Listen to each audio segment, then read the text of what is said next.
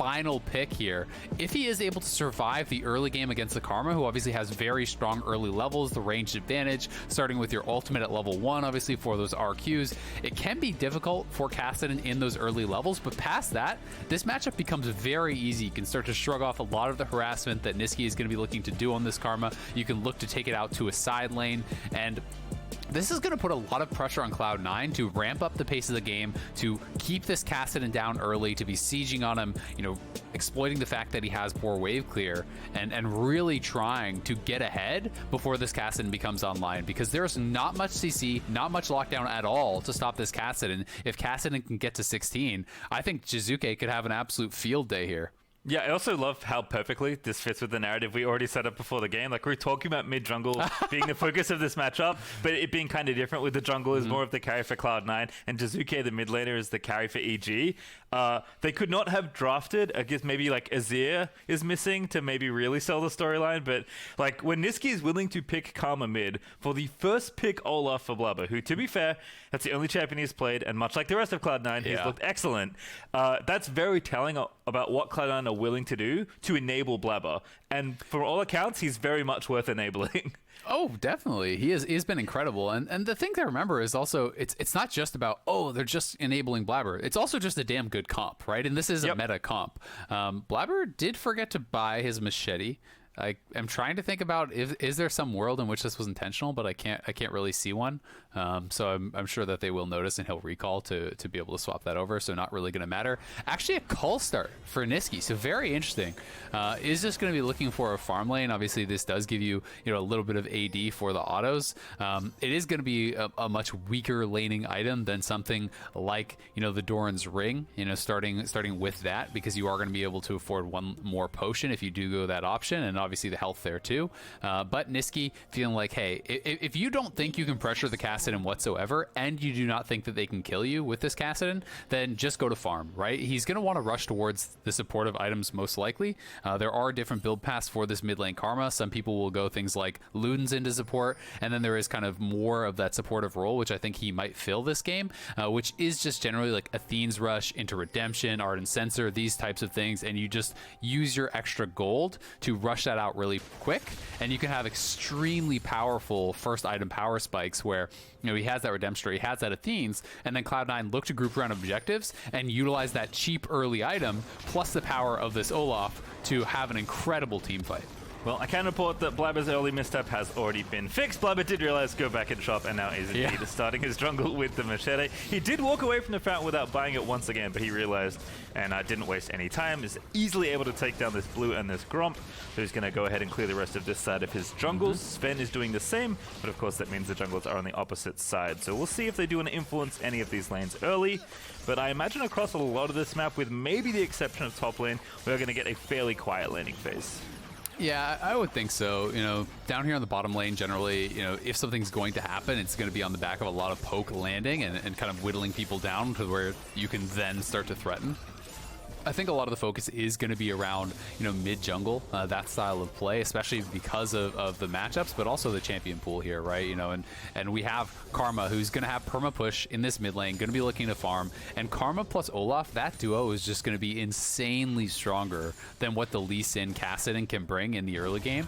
Kassadin is pretty worthless in those skirmishes, and Olaf supported up by this Karma just becomes that much stronger, because as Olaf gets lower in HP, your damage is actually ramping up, and you can actually save your shields as Karma, and you can shield at that low health so that the Olaf isn't getting burst down, and you have the additional healing coming through, the additional attack speed coming through, and you can get to this position where you are just crushing in 2v2s and skirmishes around scuttles and dragons. Yeah, we talk about it a lot, but often when aggressive junglers are in meta, your mid laner's job is to make sure that your jungler can do whatever they want to do. In this case, if Blaber does want to move in to invade, he absolutely has the ability with how strong these early levels for Nisqy are, and we can see that he's around the area, but maybe is convinced that things are cleared out. Svenskeren looking for Licorice, but that first Q does not connect. And you could actually see when the camera showed that bottom lane, how scared Zeyzal and Bang were actually playing. You know, this freeze may have been broken, but there was kind of like a miniature freeze that had been started by Zven and Vulcan because, you know, EG knew Svenskeren was playing top side, Blaber's likely bottom side, so if you're pushing it into the tower, you can just be ganked and killed off by this Olaf who's going to be down here. Olaf already has a huge farm advantage. You can see, you know, multiple camps ahead, took one side scuttle on that bottom, but, you know, stole away the wolves, power cleared a lot more quickly, you know, already back to base, has the chilling smite, has a longsword, so it is going to be as expected, one of those full damage Olaf builds.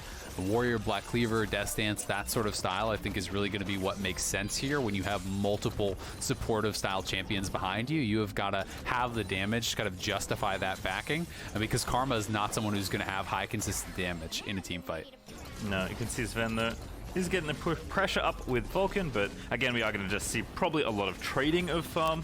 Blaber's pressure will help, like you mentioned, kind of balance these lanes out sometimes, but he did go ahead and take the Wolf Camp. He's busy just speed farming, currently with a massive XP lead, although I imagine Svenskeren is not too far away from at least level 4. Yeah, there's not that much to catch up on, though, because not only did Blaber do more camps, like he did the 6-camp clear, whereas Svenskeren did a 4-camp clear on his first rotation. Blaber also turned that into essentially a 7-camp clear because he stole away his opponent's wolves, right? So he took something away from his opponent, cleared more of his own side, so he has the respawns coming up more quickly. And you can also see that mid lane is going great. Nisqy has really been using the auto attacks here, you know, trying to get the added damage out of that bonus AD that the call does have. And they're actually looking to set up a dive here. TP coming in. Jiizuke's got a flash. He does flash, but Nisqy has to get out of the way from under the tower. Over Blaber goes, and once again, it's first blood for the Cloud9 jungler. Yeah, very well done here. Despite really respecting that dive, Jiizuke goes down anyway, and I've got to say, he is screwed. Like, I almost feel like game is boom off of mid lane at this point. He had already used his teleport.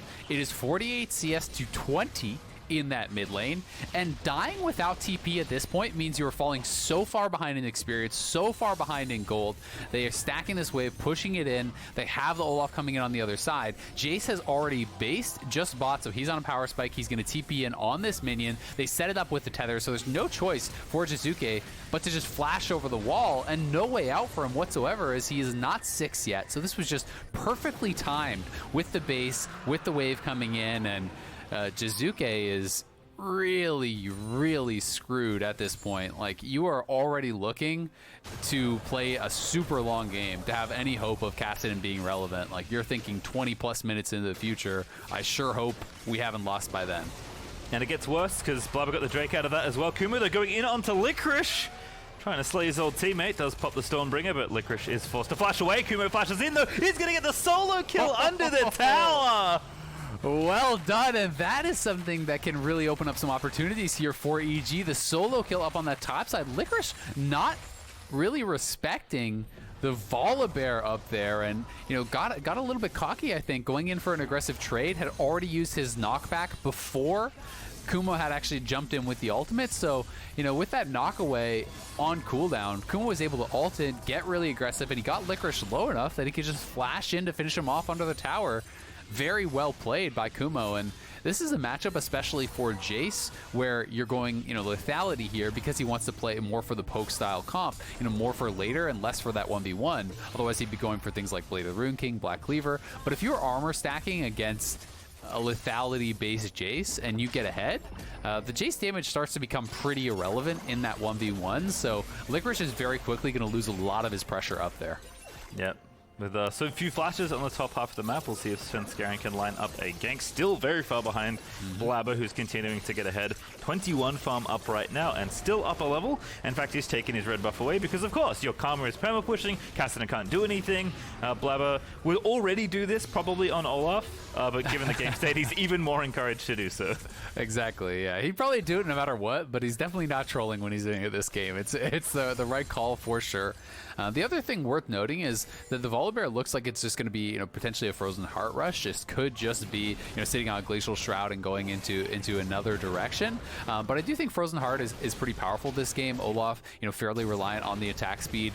Their AP damage is very low over on the side of Cloud9, especially because Nisqy is actually going for this full supportive style build that I talked about with the Athene's Rush as predicted. So this is going to mean that a full armor stacking Volibear can be very, very difficult to deal with. And, if you aren't able to kind of kill some people off as Cloud9 on the initial push, the team fight is going to get tough because you can send this full armor stacking Volibear jumping into the back line, ulted up by Lulu, massive amounts of bonus health from the ultimates combined there, and it can be extremely disruptive in that team fight.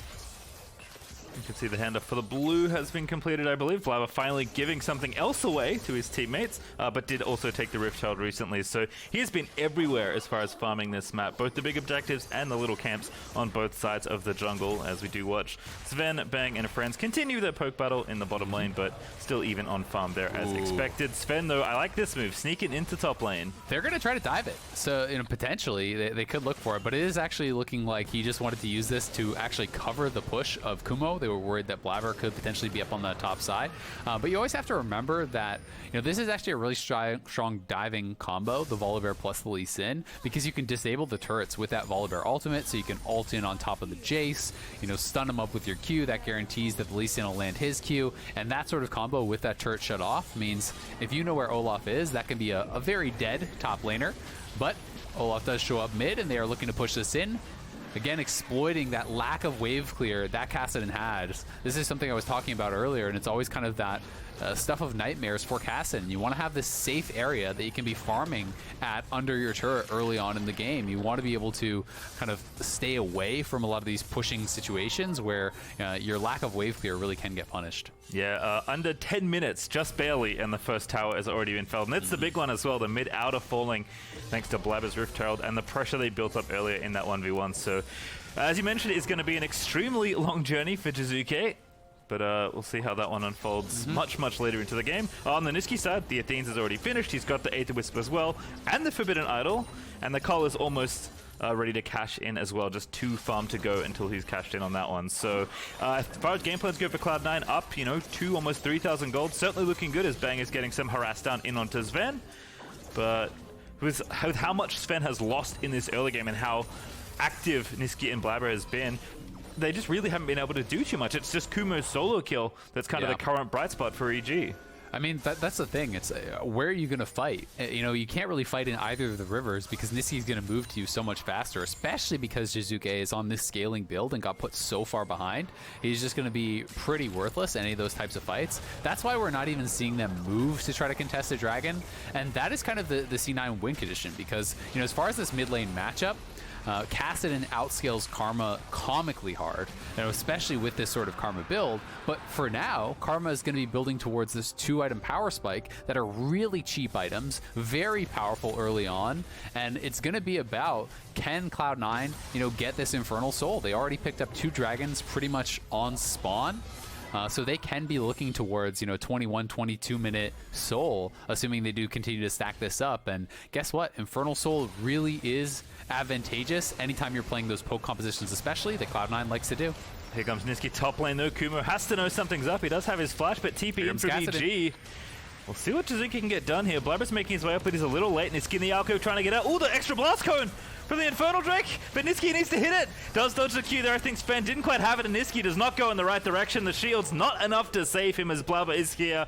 2v3 time perhaps for Cloud9. Blaber's in there. He wants it. Gonna go Ragnarok in onto Kumo. Gets the health out of the Stormbringer. He gets 1 kill already. The Jayce gets another! And now Jiizuke in trouble. Does have his flash, but it's gonna get shot up by Licorice, and they might try something under the tower here if Jiizuke stands in the wrong spot. That was a really good attempt from EG to turn that around, getting in there. They did get that initial kill, and they almost burst Blaber down, and now on this bottom side, going for the 2v2 kill. Yeah, I like this a lot. Final chapter popped there to try and defend, but Bang with so much damage to the wild growth on, but Zven's ulti doesn't quite connect, and now the TP now from C9 is going to perhaps cause a turnaround. Nisqy flashes in, so much speed for the Yuumi. Zoomies, there's 1! Bang going to be the second as he gets latched onto, and what a counter gank from the teleporting Karma as Kumo's here, but it's far too late for this one, buddy. Back home we go. Yeah, the Bears got to get out of there real fast. Both those TPs feeling a little bit late, honestly. Not sure if that was right on respawn for Kumo, but it does come in. The teammates have already been taken down on that bottom side. Obviously, EG feeling they need to try to force something in the 2v2, knowing they are incredibly behind. I mean, look at the gold lead. It's 6,000 at 13 minutes, and Cloud9 just makes it look so easy. right? It's not even that they've had a million fights, but just casually, Blaber has double Svenskeren's farm. He has 3 kills. The initial play here, I do think, was good from EG because they know their jungler is here first, so they can answer with a 3v2. Blaber is not there yet, so they have the initial play. It did feel like maybe there was some misclicks here from Nisqy. I felt like he could have got out a little bit earlier. You could see he actually stepped back. I think that was trying to dodge a Lee Sin Q, trying to sidestep that, but maybe if he just ran straight to the plane, he could have survived. Then Blaber, always confident things are going to work out for himself. Look how low he gets here, but he gets that initial kill. Triumph heals come through. He is stacking that Conqueror. He has all of the self-healing coming through from that low health and is able to survive, pick up multiple kills. Oh, and did Jiizuke actually die here too? Is this something that we didn't catch off screen? Oh my god, no. That is embarrassing. And that is just something that happens. I play a lot of Kassadin, and that's just something that happens when you have these games where you're so far behind and everything feels so bad, and you just get in this mindset of, I've got to make something happen. But up on that top side, too late already. Oh my god, that poke is ridiculous. Licorice and Blaber, like 2v3 with Wild Growth used by Zeyzal, get a kill, and they're going for more. Oh, looks like Yuumi's here as well. Okay, it is a 3v3, now a 3v2. It's a 4v2. Yeah, everyone's up in here. The Ezreal ult's through. Nisqy's coming in. See you later. Zeyzal, Exhaust is down. That will be a trade kill, but Kumo maybe not so lucky to get out of this one alive. He's still ticking up the health for now, but the Yuumi Q from Vulcan hooks around the tower. They'll take it down as well. And Cloud9, I mean... stop it, Pastry. They're already dead.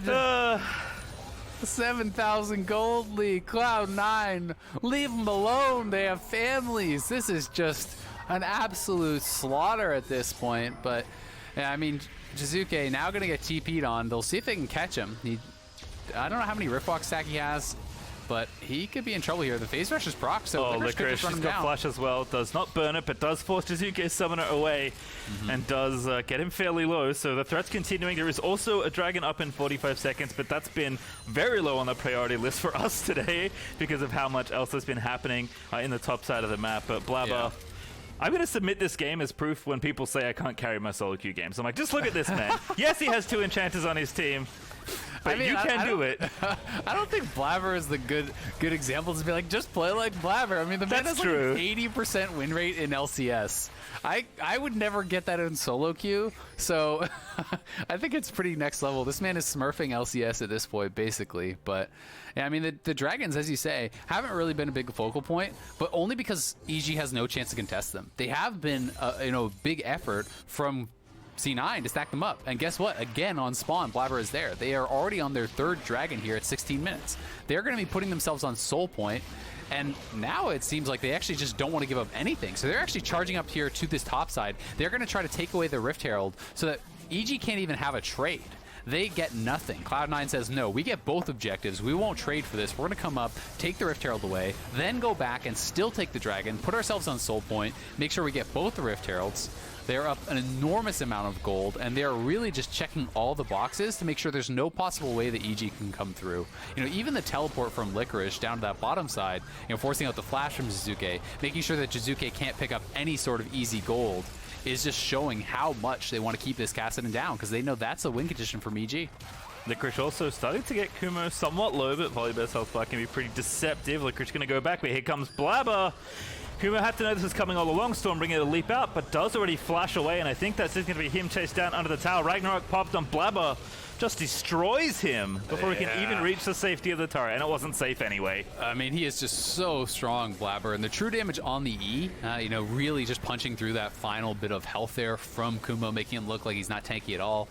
Casual level 12 Olaf here against the level 9 Lee Sin, higher than both of the solos on EG. Also, going to take the tower, going to take the Rift Herald, they're going to take the dragon.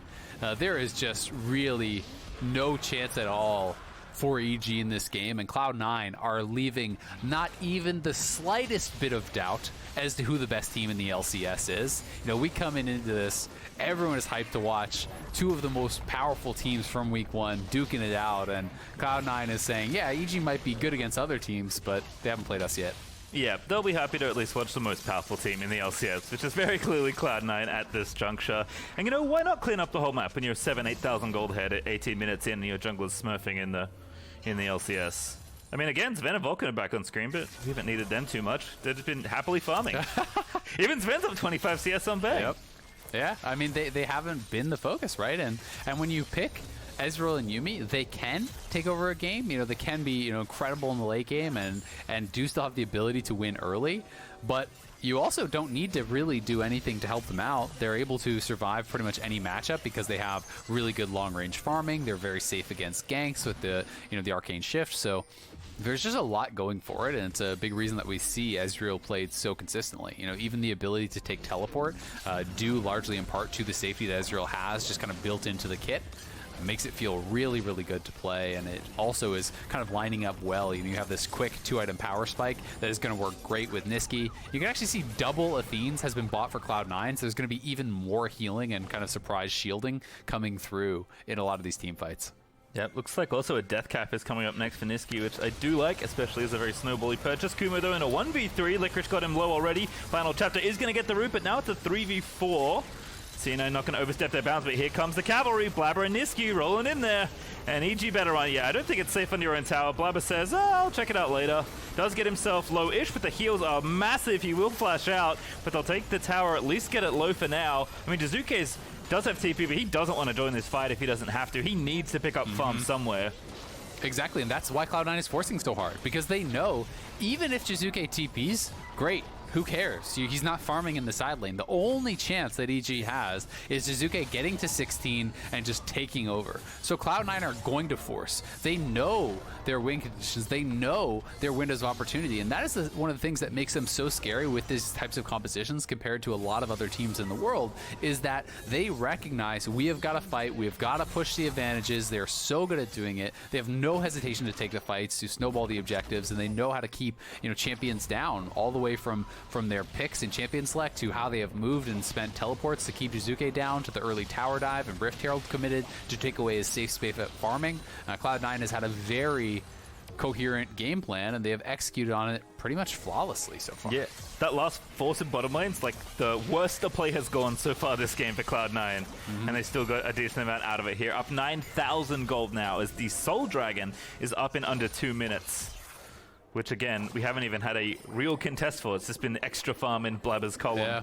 I mean, the question is, it's like, it almost sounds sad, but does EG even try to contest the Soul? And the real question is just like, is there any realistic chance that you contest and it works? And that is a question that EG has to ask themselves. Because I think there's actually not. And, you know, as sad as it is to just give up an uncontested 4 straight Dragons and Infernal Soul against Poke Comp, I think they might have a better chance just waiting the extra time, praying that Jiizuke can get to 16 before Elder or something and holding out there. But I mean, it's going to be like a 1 in a million type game at this point already, because their wave clear is pretty poor. If EG gives up the Soul, they're going to give up the Baron, and they just probably don't have the wave clear to hold on at all. Yeah, and Cloud9 just barreling down mid right now. Had the mid tier 2 more than low enough.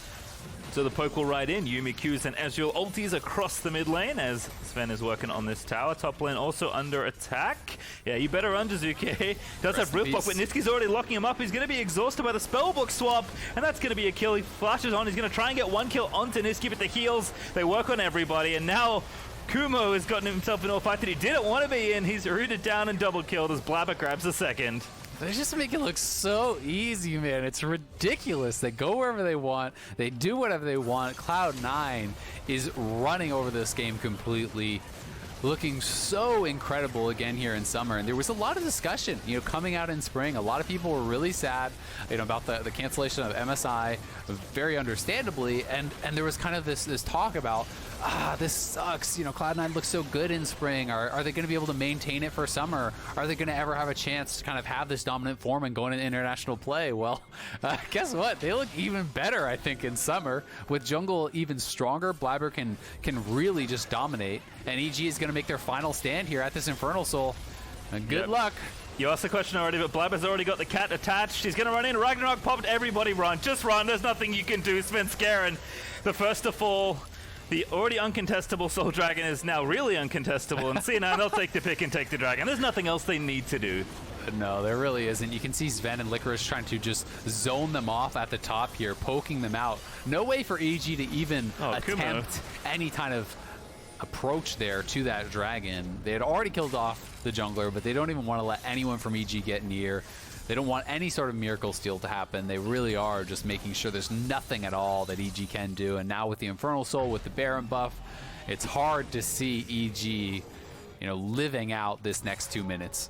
Yep, Death Dance finish for Blaber, Deathcap plus Blasting One finish for Nisqy, Shirelia's Reverie finish for Vulcan.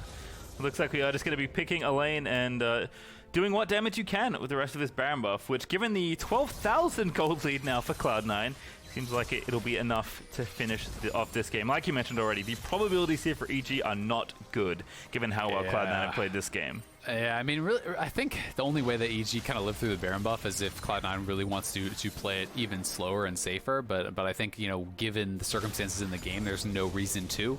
The thing that EG wants most is time for this Kassadin 2 scale. Obviously, Kassadin nowhere even close to where he needs to be to have relevance in this one. But this one has been a bit of a nightmare game for really any Kassadin player. Jiizuke kind of struggling start to finish, really getting bullied hard, getting dove, getting denied in the side lanes, and Cloud9 just running over the game before he's really had a chance to be relevant. Yep, Licorice will take down the bot inhib, and the rest of Cloud9 will assault the mid lane. Again, plenty of poke here with the Infernal Assault so early on. Blaber is just frontlining between the towers, not even helping the team hit the structure down. Licorice is going to get jumped on by Jiizuke, but he pops him away with a Thundering Blow as Blaber, with the cat on, is going to keep running forward. I mean, he's like 2v5. I like those odds. Let's go. Yeah. Yuumi's there hanging out. Blaber's going in. The poke is massive onto Svenskeren, and Blaber just not stopping. Doesn't even need the ulti yet. Licorice pops down the Aphelios. May have been the best chance for a defense here for EG, but I just think there's nothing left. As Cloud9 will have yet another dominating win, as the very last stand will come in from Kumo and friends. But EG, they will not deny another fast-paced win from Cloud9, as I think we're going to get some Pengus and some Fountain Dives. At least the former, if not the latter. Jiizuke, he had such a rough time in lane. They're already making it worse as Cloud9